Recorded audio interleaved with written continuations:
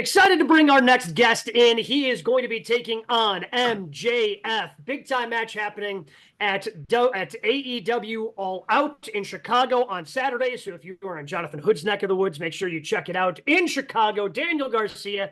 Daniel, thank you so much for jumping on GKW, man. Thanks for having me. I appreciate it. Happy to be here. Well, so let's go ahead and start with this feud you have with MJF. I am a fan of it because you guys have been able to heat it up so quickly, and it can be tough when you have two pay-per-views this tight together with All In and All Outs. And yet it feels like, because the feud that you have with MJF predates and goes back a couple of months ago, I really feel like, this is something fans can get invested in heading into the show on Saturday. Yeah, I mean, that's the thing. I don't think it's heated up quickly. I think this is something that has been in motion for, months. He's somebody that pretended like he had my back. He made promises to me that he didn't keep, and then he turned his back on me and tried to end my career. And I came back and I ruined the biggest night of his life. And I'm obsessed with, like I said, it's like my new passion. Like, I love ruining stuff for MJF, and I'm going to continue to ruin stuff for him until he can't take it in. Take us back to that week and a half ago. You pull the hoodie off, Wembley reacts. What is that feeling like when that many people are reacting to seeing you out on the apron? It's a crazy feeling. Obviously, I was at home for like 6-7 weeks. Like, I wasn't on the road, so I didn't see a crowd for a long time. And then I didn't really even see the crowd until I went out, because they had me like hidden in I was hiding in like a hallway to keep it a surprise so they couldn't see me.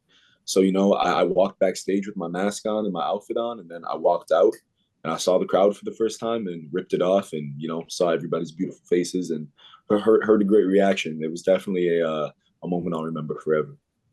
How tough can it be to keep some of those secrets in pro wrestling today, especially when you're doing an international show and you have to fly overseas? Because it always seems like somebody, is tweeting out or throwing on somewhere on social media, oh, hey, I happen to see so-and-so whenever a big return is anticipated. I didn't see anything anywhere about you potentially being there. So how were you able to keep this such a good secret?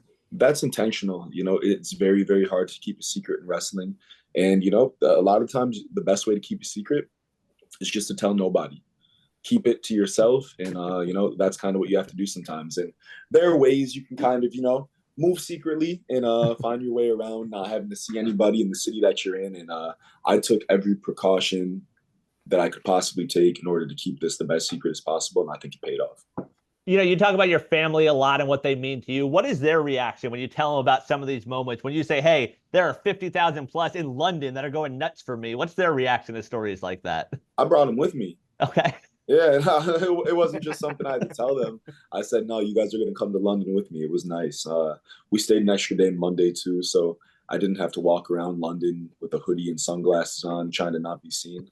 I brought my mom and my sister, and we were able to see Big Ben, do all the tourist stuff. So we flew out Tuesday. It was really nice. Awesome. But he mentions that. Let's talk a little bit about your wrestling family, at least, because we're big fans of Daddy Magic Matt Menard here on GKW. We've had him on a couple of times. What is your relationship with him like? Because ever since the breakup of the Jericho Appreciation Society, he's always seemingly having your back. Yeah, he's somebody, when I came to AEW, we were just kind of thrown together. I didn't really know what to think about him and Jeff. I thought they were, just these goofy guys. I didn't really know what to think about them. I didn't really have an opinion on them. But our relationship has just grown so much over time. When you're put in these crazy situations together where it's like do or die in your first couple weeks of being in a company, it kind of forces you to grow a relationship. Like, shared experiences is what grows relationships. And we've just had so many shared experiences together of intense moments and intense pressure over the past 3 years. And, he's somebody who's never left my side, has never faulted, has never wilted at all in his support for me. And, I have his back no matter what. He has my back no matter what. I love being around him. He's someone I can trust 100%.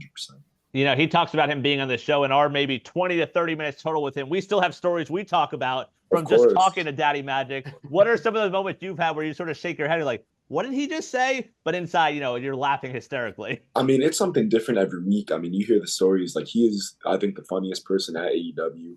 He's hilarious. He, never misses an opportunity to make a good joke, and that's what I love about him. He doesn't take stuff too seriously all the time, but he knows when to take stuff seriously. And I think that's a good balance. That's a perfect friend, somebody who can you can laugh with, but you can also be serious and have actual real conversations with about real life issues. And that's somebody that matters to me. So when we start talking about you and your growth then in AEW, talking about, kind of having the serious, the unserious moments, obviously you're in, Jericho Appreciation Society, the sports entertainment aspect of that versus the serious side. Have you been able to find a balance of that as your career has continued so far in AEW? Yeah, I think a lot of it is just playing the role that you're put in. And a lot of people, I feel, are scared to play their roles. Like I was scared to play my role at first too. Like they tell you, hey, we want you to be a sports entertainer. I know you've been a serious wrestler your entire career, but we're going to put you in the stable with Jericho. Like, be a sports entertainer. Let's see what you got. And at first, I was kind of just trying to, do the same old stuff that I was doing. And I could tell I wasn't fully committed to it. So, the people weren't going to be fully committed to it. But once I just said screw it and dove headfirst into it, started doing the dance, started wearing the leather pants, that's when, I bought in, and that's when people started to buy in as well. And I feel like a lot of people, like we see this with like a lot of wrestlers. I feel like they're not fully invested in what they're doing, and I think it shows. So I think you have to be obsessed with and fully invested in what you're doing and do that to the best of your ability, whatever role you put in, and then people will connect with it. You've had so many moments. You're only 25, but already Jericho, PWG, beating Bryan Danielson. What's been the most surreal moment of your career so far at only 25? Honestly, I think it's probably winning PWG Battle of Los Angeles. I think that was like that was a crazy day. Like I did it with food poisoning. It was insane. Like I think that's like the most unreal, I can't believe this has happened moment that I've had in my wrestling career for sure. Wow. Wait, you won Battle of Los Angeles with food poisoning? Yes. That can't be doctor recommended. I ate it at so we had first night, I wrestled Kevin Blackwood night one. Then a bunch of us went out to eat to Joey's DTLA in downtown LA. We went to eat there, and like we were eating everything. Like we got like sushi, chicken parmesan, we got like everything. And anybody who ate something that like wasn't vegan, we all got food poisoning. So I got food poisoning for the next day. I had to wrestle like 3 matches, and one of them was like a 30-minute match with Speedball Mike Bailey. So it was a task, and I think that's why I look back on that night so fondly, just because it was something so difficult to get through, but I got through it and I did my best and I delivered. So I think that's why I think about it so highly, because it was so hard.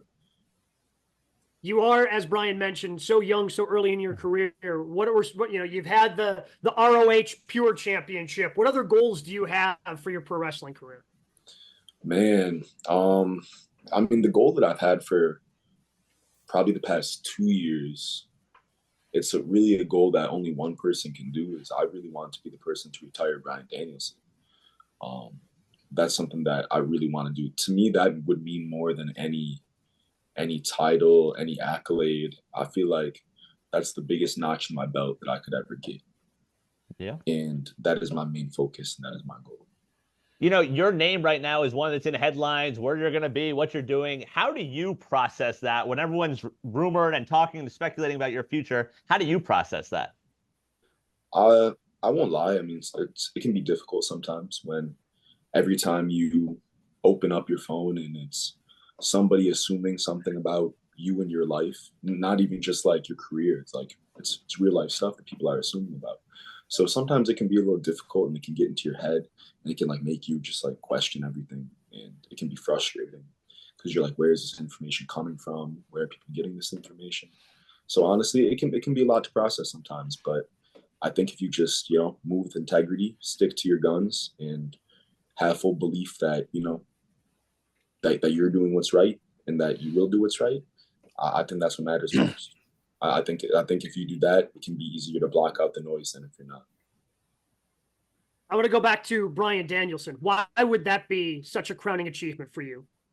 I mean, he's my hero. Obviously, he's somebody he's my favorite wrestler of all time. He's somebody who is my childhood hero, and I never thought I would even have the opportunity to wrestle him. And I've wrestled him, in different combinations of ways, probably maybe 7 times now, like including like tag matches and like big matches and stuff like that. And I feel like I don't want to see him retire. I feel like it's sad that he's retiring, but he said the next match he loses, he's retiring as a full-time pro wrestler. So somebody has to do it. Like, why not me? As a wrestler and a fan, how do you watch Bryan matches now? Like when you see what him and Swerve do at Wembley, how do you take that in? I mean, it's incredible. I think Bryan is the master of wrestling in more ways than one. And I watch him and how he's able to adapt to different styles and have so many different matches with different kinds of people. It's crazy. Like he has a match with Will Ospreay and it's one kind of match. Then he has a match with Swerve and it's a different kind of match. Then he wrestles Minoru Suzuki and then wrestles Jon Moxley. It's like he can just blend his style and weave it into so many different other styles of wrestling. It's really incredible to see. And I think that's something that I try to do as well.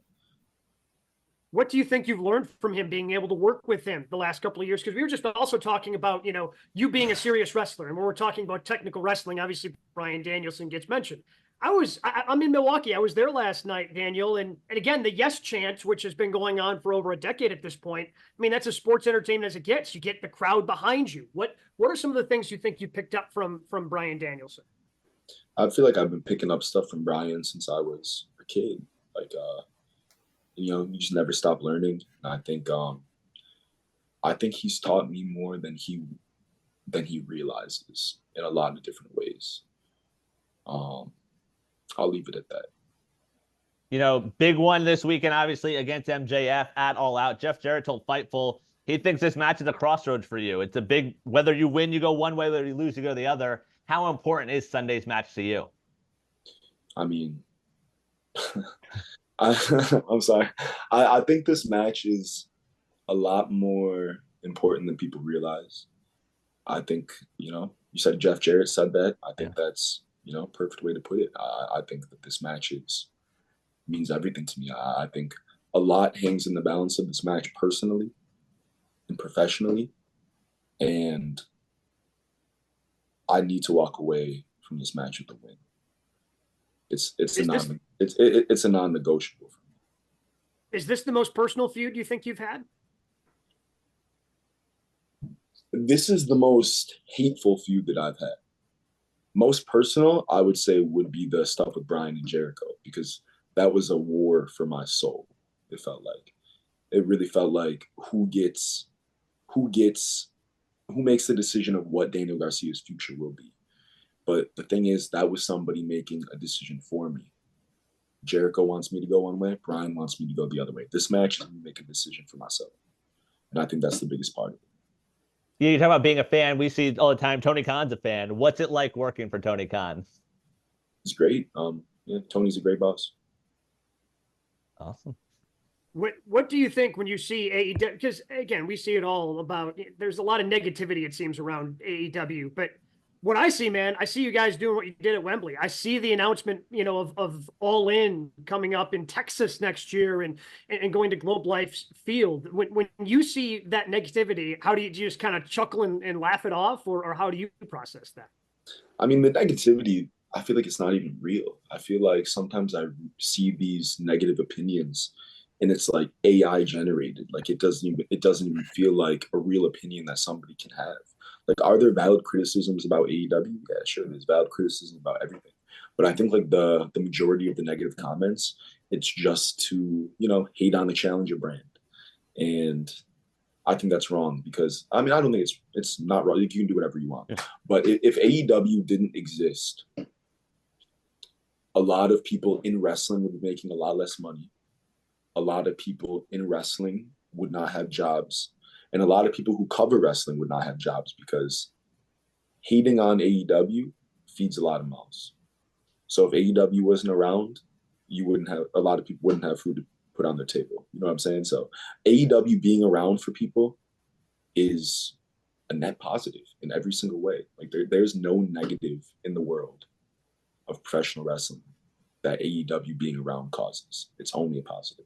Let's bring it back to a positive of food. You talk negatively about food and food poisoning. What's the go-to meal when you go home that you look forward to the most? Man, I eat pretty much the same stuff every day. I would say like when I get home, like I make my smoothies every day, like when I'm at home.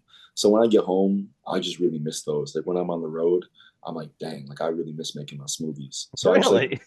I love my smoothies. Like Wait, what are in these smoothies that make them so good? It's nothing special. It's just like I like making them. Like I do like strawberry, banana, blueberry, protein powder, peanut butter, like milk. I put everything in there. But it's just like I really miss them. It's like part of like my nightly routine. Like I take my shower, I do my skincare, and then like I'll make my smoothie. Then I'll just like do whatever I gotta do. So I don't even know if it's necessarily about drinking the smoothie, as it is about like it's a routine thing for me. So I just like having them. Yeah. Part of the relaxation routine. I get it, man. Well, best of luck coming up and I this Saturday. Yeah. I just love smoothies personally. All right. All right. Well, you know what? We'll see if we can get you a good smoothie recommendation for when you're in Chicago. Coming up Saturday nights for AEW All Out. Make sure you're checking it out. Bleacher Report, Triller TV, pay-per-view. Daniel, thank you so much. Best of luck against MJF. Thank you, guys. I appreciate it.